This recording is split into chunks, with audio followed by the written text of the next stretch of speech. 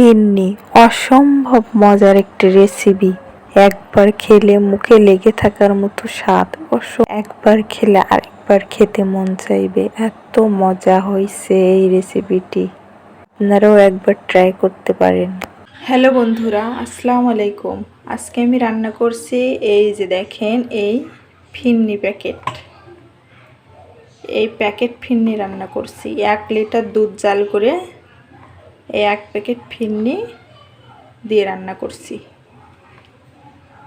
Packet ফিরনি রান্না করলে কিন্তু সেই টেস্ট হয়, অনেক মজা খাইতে। তো দেখেন আমি কিভাবে রান্না করি। এখানে আছে 1 লিটার দুধ। দুধটা এখন ছেঁকে নিব।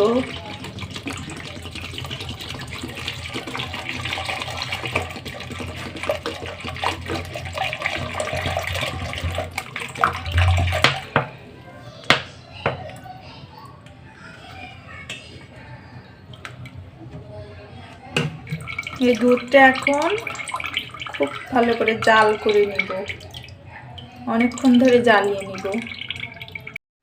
বন্ধুরা দেখেন, দুধে বলক চলে এসেছে। এখন চামচ দিয়ে এভাবে এভাবে এভাবে ফুটে দিব, যাতে দুধটা না পড়ে যায়।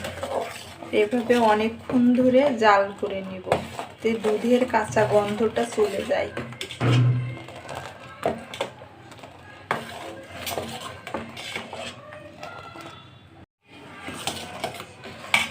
দুধের মধ্যে দিয়ে দেব একটা এলাচ, একটা তেজপাতা।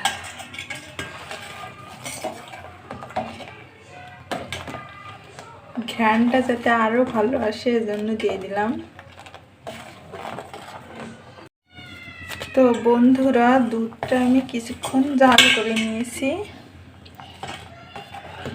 এখন এর মধ্যে দিয়ে দিব 1 প্যাকেট ফিরনি, দিয়ে দিব 1 লিটার দুধে,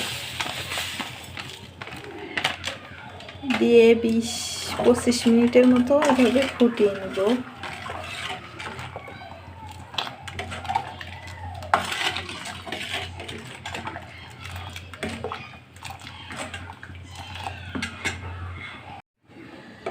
বন্ধুরা দেখেন কতটা ঘন হয়ে এসেছে। আমি 25 মিনিটের মতো জাল করে নিয়েছি, এখন একদম ঘন হয়ে গেছে, এগুলো ফুটেও গেছে। এখন এর ভিতরে দিয়ে দিব চীনা বাদাম।